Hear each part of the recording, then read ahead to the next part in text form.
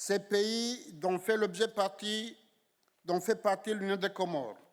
très exposés aux chocs exogènes et particulièrement vulnérables à la dégradation de l'environnement, à l'élévation du niveau de la mer et aux phénomènes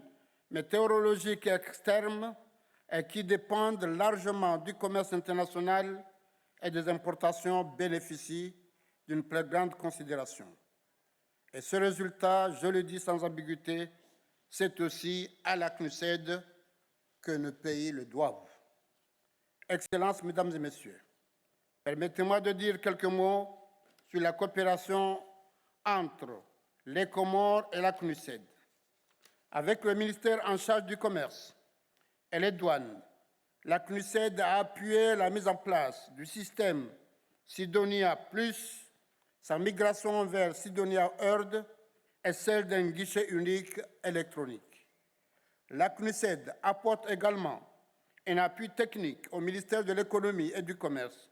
et notamment tout au long du processus de son adhésion à l'Organisation mondiale du commerce. Certes, nous sommes reconnaissants de cette assistance technique, mais nous pensons que nous pouvons faire davantage ensemble, et c'est dans cette optique que nous souhaiterions étendre cette coopération à différents domaines prioritaires. Notre pays a besoin d'un appui pour lui permettre de tirer profit de sa sortie de la catégorie des pays les moins avancés à celle des pays à revenus intermédiaires suite au reclassement fait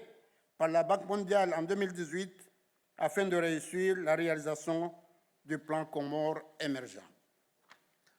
Nous souhaiterions également aller vers la parallélisation du plan d'action national de mise en œuvre de la ZLECAf et la mise en place d'une feuille de route globale pour une intégration bénéfique des Comores dans le système de commerce multilatéral, la diversification de l'économie comorienne, l'élargissement de sa base d'exportation